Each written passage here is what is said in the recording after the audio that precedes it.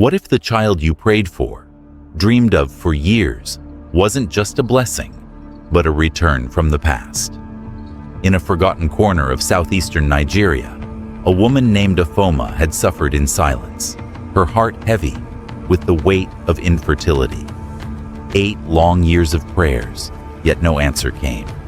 The village murmured, wondering if her bloodline would fade forever.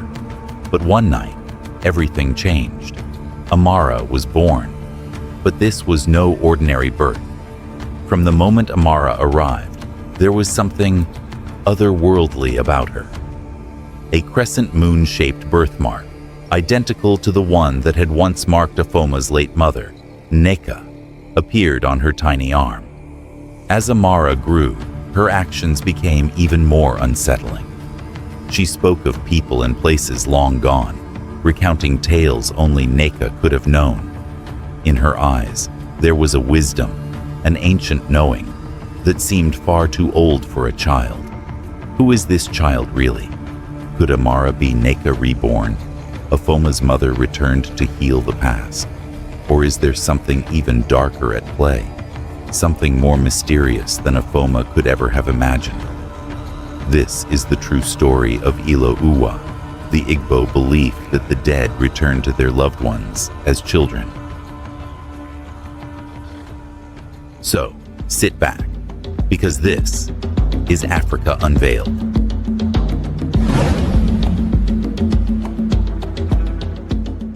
Before we dive in, I know many of you are watching from around the world, united by a love for Africa. Drop a comment and let me know where you're tuning in from. I'll be in the comments engaging with you. And if you're enjoying the content, a like and subscription would truly mean the world to me. All right, let's get back to the video. In the ancient tranquil Igbo village of Umuahia, life carried on as it had for generations. The rhythm of the village, woven into the daily tasks of farming, storytelling, and the reverence for ancestors, was steady and constant. Yet for Afoma, one thing had always eluded her: motherhood. For 8 years, she had endured the silent pain of barrenness, watching as her friends and family bore children and watched them grow. In the quiet of night, she had knelt before the gods, whispered to the ancestors, asking for a blessing. Her husband, Ikenna, was gentle with her, but the pressure from the village was undeniable. The elders whispered behind their hands, casting furtive glances when they passed by. It was no secret. Afoma's womb seemed barren, and the legacy of her bloodline appeared destined to end with her. But Afoma, though weary, never lost hope. She continued to visit the village shrine, offering sacrifices to the gods, lighting candles and whispering her prayers into the wind. The villagers, seeing her dedication, had begun to refer to her as Nneka, the mother of hope. But even hope has its limits, and as the seasons passed, Afoma's faith began to crack. Would she ever become a mother? Then, on one fateful evening, as the sun began to set over the fields, a miracle occurred. It started as a soft rustling in the trees, a breeze that stirred the air with a sense of anticipation. Afoma, sitting by the fire in her hut, felt a sudden warmth spread through her chest. She felt something stir deep within her, a force she couldn't explain. Then, in that moment, she heard the cry of a baby. Ikenna rushed in, his eyes wide with disbelief. "Afoma, is it?" he whispered, kneeling beside her. In the dim light of the hut, Afoma gazed down at the tiny figure cradled in her arms. A baby girl, perfect in every way. Her skin was soft and smooth, her eyes wide with a knowing gaze that seemed far beyond her years. The baby's name, Amara, was chosen almost instinctively, meaning grace or mercy. Afoma's heart swelled with joy as she held the child close, overwhelmed by the feeling that this was a divine gift. But it wasn't just the baby's arrival that felt miraculous. It was something else. something strange. As Afoma lovingly ran her fingers over Amara's tiny body, she noticed something. On her left arm, just above her wrist, was a small crescent-shaped mark. It was a birthmark, distinct and smooth, like a tiny scar. But as Afoma stared at it, she froze. It was the same crescent moon symbol that had adorned the arm of Nneka, her mother, who had passed away years ago. The same mark that had once been a symbol of her mother's wisdom, of her power as the village's spiritual leader. The villagers began to gather outside Afoma's hut, sensing something extraordinary had happened. Whispers spread quickly. Was this a sign from the gods? Could this child be the reincarnation of Nneka? Was it possible that Afoma's mother had returned to guide her once more? Afoma, though deeply moved by the coincidence, dismissed it.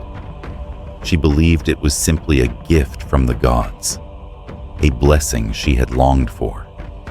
After all, the gods were mysterious in their ways, and what better way to answer her prayers than through the child she had always wanted? Her doubts were pushed aside by the overwhelming joy she felt. Days passed, and the village buzzed with excitement. But as the weeks went on, Afoma began to notice something unusual about her daughter. At only a few months old, Amara's gaze seemed different, intentional, focused, wise beyond her age. She made eye contact with people in a way that was both unsettling and profound, as if she understood them better than they understood themselves. One afternoon, as Afoma rocked her daughter in her arms, Amara looked up at her, a quiet smile playing on her lips. It was a simple smile, but it was one that made Afoma's heart skip a beat. It was the same smile Nneka used to give her, a smile that held an ancient understanding of the world, a smile that spoke without words. Afoma's heart tightened. She shook her head, brushing off the thought. It's just a mother's imagination, she told herself. Amara is just a baby. But there was no denying it. Amara's presence, her gaze, and even the way she smiled seemed to echo something much deeper, something beyond the realm of the ordinary. And so, Afoma's journey began, a journey that would lead her to question the very nature of life and death, and the mysterious forces that shape our destinies. Little did she know, the long-awaited gift of her daughter would unravel a truth that was as old as time itself. As Amara grew, the changes in her became harder to ignore. She was not like other children her age. While other babies of the village cooed and babbled, Amara spoke in phrases that seemed far too advanced for someone of her tender years. Her words were laced with wisdom, with the quiet authority of someone who had lived much longer than the span of her few months. One evening, as the golden glow of dusk settled over the village, Afoma sat in the courtyard, cradling Amara in her lap. The sky was painted in shades of amber and purple, and the air was thick with the scent of jasmine. Amara gazed up at the sky, her tiny fingers reaching out toward the heavens, as if trying to grasp something unseen. She promised to return, Amara whispered, her voice soft yet clear. Afoma paused, her heart skipping a beat. Who promised, my child? Amara turned her gaze toward her, the young face innocent but with a knowing expression that unsettled Afoma. She repeated the words in the same tone, as though speaking to a spirit only she could see. Nneka promised. She said she would return. Afoma's breath caught in her throat. Nneka, her mother, the woman who had raised her with love and wisdom, the woman who had passed away many years ago, the woman who had left a hole in her heart that nothing could fill. Amara, Afoma said, trying to steady her voice. You must not speak like that. Nneka is gone. You are my daughter. But Amara, her eyes unblinking, simply smiled. It was a smile that seemed both comforting and sorrowful, as if she understood something Afoma did not. She said nothing more, but the words lingered in the air, heavy with meaning. As the days passed, the strange occurrences became more frequent. One morning, Afoma entered the room to find Amara sitting upright in her cot, her eyes closed, her small hands resting on her knees in a meditative pose. At first, Afoma thought it was a coincidence. After all, children often sat up on their own. But this felt different. There was something ancient in the stillness of Amara's posture, as though she was communing with forces far beyond her years. "Amara," Afoma called softly, but her daughter didn't respond. Instead, Amara's lips parted, and words that Afoma had never heard before slipped from her mouth. Words in an ancient dialect, one that only the elders could understand. "I see you, mother," Amara whispered. "I see your pain. I see your heart, broken by her loss." Afoma's heart raced. This was impossible. She had never spoken these words aloud, never told anyone the depth of her sorrow over her mother's death. Yet Amara spoke them with a calmness, a depth of understanding that shook Afoma to her core. In the following weeks, more things happened. Small things, subtle things, that confirmed what Afoma could no longer deny.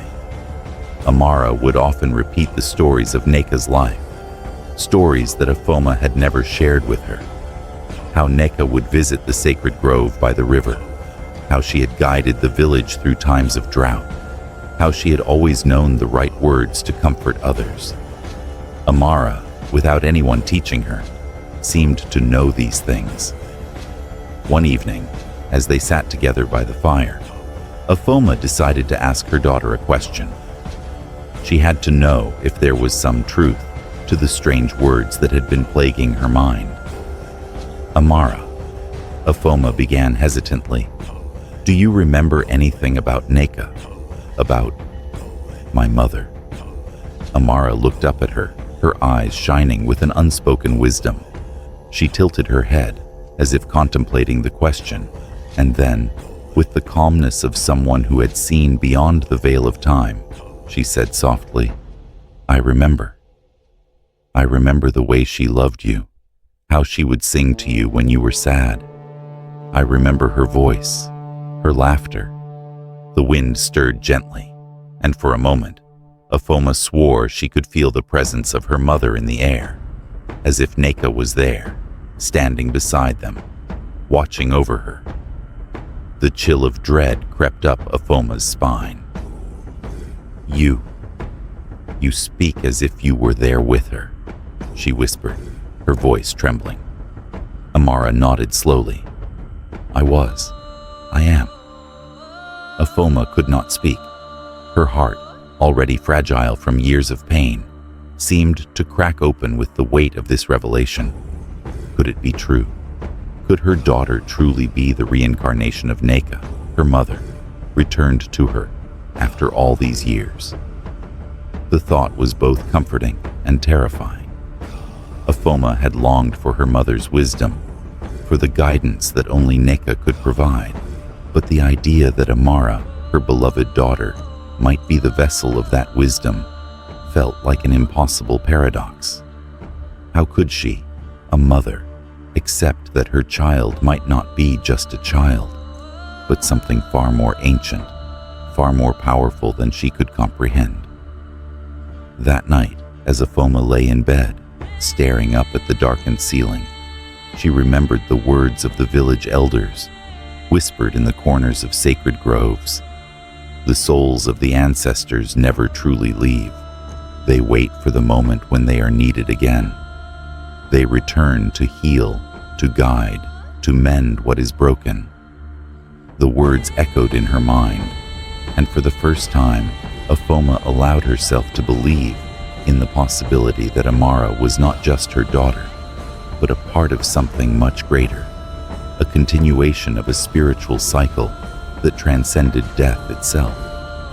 But even as she entertained this thought, doubt still lingered, gnawing at her. Was she truly ready to accept this truth? Was she prepared to believe that the child she had longed for was not just her own, but the return of a loved one she had lost? The tension between belief and disbelief grew within her, and she knew that the answers would come soon. But for now, she was left with only questions and the eerie feeling that the past, in all its spiritual depth, was beginning to unravel before her eyes. Days turned into weeks, and Afoma's mind grew heavier with the questions that plagued her. Was Amara truly the reincarnation of Nneka? If so, what did that mean for their family, their lineage, and their spiritual future? Afoma's once peaceful life had become a maelstrom of mystery, and the only thing that felt certain was the growing connection between mother and child, a connection that seemed to reach beyond this lifetime, to a time long before. Unable to contain her unease any longer, Afoma decided to seek counsel from the village elders, the wise men and women who held the sacred knowledge of the Igbo people. These elders were the keepers of ancestral wisdom, the spiritual guides who knew the sacred customs and beliefs of their people. If there was anyone who could help her make sense of what was happening, it would be them. The elders gathered under the wide canopy of an ancient fig tree, the sacred meeting place of the village. The air was thick with the scent of incense, and the ground beneath their feet was soft with years of offerings. Afoma knelt before them, her heart heavy with the weight of her question. Elders of Umuahia, Afoma began, her voice trembling with a mix of fear and hope. I come before you with a question that haunts me. My daughter, Amara, she speaks of things that no child should know. She speaks of my mother, Nneka, as though she were there with her. She speaks in tongues that are ancient, words that only you, the elders, would understand. I need to know, could it be that my daughter is the reincarnation of my mother? The elders exchanged looks, their faces unreadable. They had seen many things in their lifetimes, but this was a question that reached deep into the heart of their most sacred beliefs.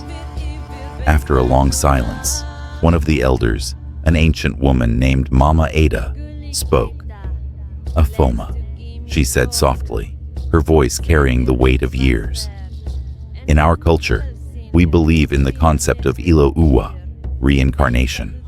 It is a sacred part of our spiritual understanding, a belief that souls do not die, but instead return to heal the living. The soul that leaves the body does not vanish. It waits until the time is right to return in another form, to continue its work, to mend what has been broken. Afoma listened intently, her heart pounding. She had heard of Ilo Uwa before, but hearing it spoken aloud in the presence of the elders made the concept feel more real, more tangible. Your mother, Nneka, Mama Ada continued, was a wise and powerful woman. She was a spiritual leader in our village, and her death left a void that many still feel. Perhaps, Afoma, Nneka's spirit has returned to you, not to live for herself, but to continue the work she began, to guide you, to heal you, and to heal the wounds of your soul. Afoma's mind raced as Mama Ada's words sank in. It was a comforting thought, the idea that her mother had returned to guide her, to fill the void left by her passing. But there was another part of the story that unsettled her. The thought that her daughter, her beloved Amara, might not just be a child, but the vessel of Nneka's spirit, carrying within her the wisdom and power of a life that had already been lived.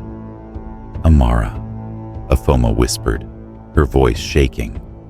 She leads me to places, sacred places where we perform rituals that my mother used to perform. She speaks the words, the incantations, as though she knows them by heart. She even remembers things about my mother, things that only Nneka would know. The elders nodded solemnly, understanding the gravity of Afoma's words. This is not just a coincidence, Afoma, another elder, Baba Nadi, said, his voice deep and resonant. What you are witnessing is a return, a spiritual rebirth. Amara is not just your daughter. She is Nneka returned, carrying the wisdom of her former life. Afoma sat in stunned silence. Could it be true? Was Amara truly the vessel of her mother's soul? The thought overwhelmed her, and yet, deep within her, a quiet part of her soul whispered yes. She had felt it in the way Amara looked at her, in the way her daughter spoke with an understanding that defied her age. The days that followed were filled with even more revelations. Amara, with an almost otherworldly calm, continued to guide Afoma on pilgrimages to sacred sites. They visited the riverbank, where Nneka had once made offerings to the gods, and there, Amara led them in rituals that had been passed down for generations. In one particular ceremony, Amara, standing by the water, spoke in an ancient dialect that none of the villagers could understand, except for the elders. As her words echoed in the air, a deep sense of reverence washed over Afoma, and she realized that Amara was not simply following in her mother's footsteps. She was channeling Nneka's spirit. But there was one moment that would change everything. One evening, during a village celebration, Amara fell into a trance-like state, her body still, her eyes unfocused. The villagers watched in awe as she began to speak in a voice that was not her own, her words a mixture of ancient Igbo and a dialect long forgotten by the living. "The time has come," Amara said, her voice carrying the weight of prophecy. "A mother shall return to heal the wounds of her daughter. The cycle shall be completed, and the broken soul shall be made whole. But there will be a test. Afoma must pass this test. Only then will she understand the full truth." The air grew heavy with anticipation as the words echoed through the crowd. The villagers, though frightened, could not tear their eyes away from the child who spoke with such authority, as though the very earth itself had given her the words to speak. Afoma's heart raced. A test? What test? And what was the truth that awaited her? The prophecy hung in the air, a riddle that Afoma knew she would have to unravel. She felt a wave of dread and excitement wash over her. What was coming? The answer, she knew, was not far off, and when it came, it would change everything. The days that followed the prophecy were filled with a sense of growing tension. Afoma could not shake the words that Amara had spoken in that trance-like state. Afoma must pass this test. Only then will she understand the full truth. The villagers had their own interpretations, but none of them could answer the most pressing question. What test? Amara, however, seemed to know. Her demeanor shifted as she entered adolescence, her presence even more commanding, yet serene. Her eyes, once soft and innocent, now held a deep and ancient wisdom, one that mirrored the essence of Nneka. Afoma could feel the weight of it, but she had come to accept it. Slowly, she began to understand that Amara was not just her daughter. She was Nneka, returned to her in a new form. One evening, as the sun began to dip below the horizon, Afoma and Amara sat by the river, the same sacred river where Nneka had once performed rituals for the gods. The air was thick with the scent of damp earth and the soft hum of the wind, as if nature itself were holding its breath. Afoma, her heart heavy with anticipation, looked at her daughter. "Amara," she said softly, her voice quivering, "what is the test? What must I do to understand the truth?" Amara gazed at her with eyes that seemed to look not just at her, but through her, to a place far beyond this world. The test, Mother, is not for you to pass. It is for you to let go, to accept the truth of what you cannot see with your eyes, but feel with your heart. You must understand that I am not just your daughter. I am the spirit of Nneka, reborn to help you heal. Afoma's chest tightened. Let go? She was not sure if she was ready for what those words meant. What does it mean to let go? I've waited for so long to have a daughter. How could I release her? Amara's voice softened, the wisdom of ages in her tone. Love is not a bond that holds you back, Mother. Love is a bond that sets you free. The greatest gift you can give me is not your fear, but your trust. Trust that I am here to heal the wounds you have carried. Trust that I will always be with you, no matter the form I take. The water rippled gently in front of them, as though the river itself was speaking, carrying with it the wisdom of the ages. Afoma felt a wave of understanding wash over her. She closed her eyes, allowing herself to fully absorb the weight of Amara's words. Her mind flashed to moments of her childhood, to the teachings of Nneka, to the love and guidance her mother had given her. It was then that Afoma understood. The test was not about proving anything to Amara. It was about opening her heart, letting go of the need to possess her daughter, and accepting truth that love transcends time. Amara's next words were both a comfort and a farewell. Mother, I must go. My time with you in this form is ending. I am not meant to stay here forever. My soul has fulfilled its purpose, and now it must continue its journey. I am Nneka's spirit, but I will always find my way back to you. You will always find me. Tears welled in Afoma's eyes. Please don't leave me. I've only just found you again. Amara smiled, a serene expression that echoed the smile of Nneka.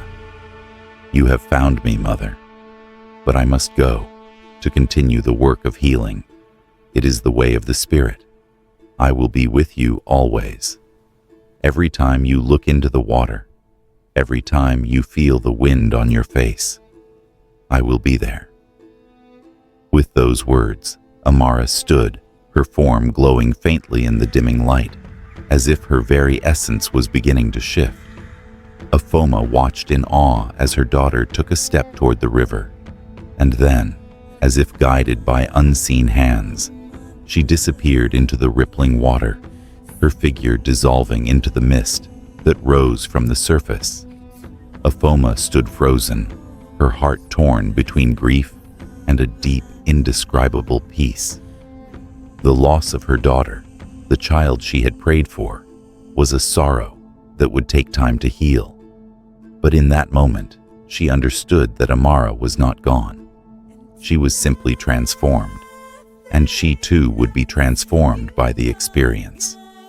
As Afoma stood by the river, the last traces of sunlight faded from the sky, and a soft mist rose from the water. She looked into the stillness of the river's surface and saw something that made her breath catch, a reflection of herself. But it was not her face that stared back.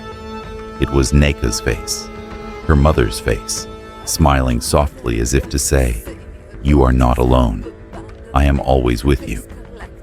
And then, as the mist cleared, Afoma saw Amara again, standing beside her mother, a young woman now, wise and strong.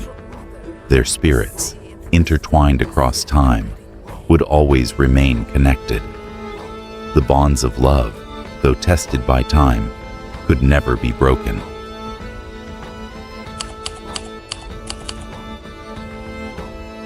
The story of Afoma and Amara reflects the Igbo belief in Ilo Uwa, the sacred concept of reincarnation. In Igbo culture, death is not the end, but a transition, with spirits returning to guide, heal, and protect. The soul is eternal, waiting to be reborn into the family, to fulfill its spiritual purpose. Amara's birth is not just the return of Afoma's longed-for child, but the reincarnation of Afoma's late mother, Nneka. This sacred return is marked by signs, like Amara's crescent moon birthmark, and a mission to heal the past. Ilo Uwa teaches that souls return with wisdom from their previous lives, tasked with restoring balance and guiding the living. Afoma's acceptance of Amara as Nneka reborn embodies this truth, that love and wisdom transcend death, continually evolving across lifetimes. The practice of Ilo Uwa highlights the interconnectedness of the physical and spiritual realms. It teaches that our loved ones never truly leave us. They return in new forms, guiding us through life's challenges. Ultimately, this myth reinforces the enduring power of ancestral wisdom and the timeless bond between mothers and children, a connection that transcends death and reincarnation, reminding us that the ties between us and our ancestors are everlasting. If you enjoyed this deep dive into African spirituality and the concept of reincarnation, be sure to hit the subscribe button. Stay connected and never miss another story that explores the rich, powerful myths that shape our history. Like, comment, and let me know which African mythology you'd love to explore next.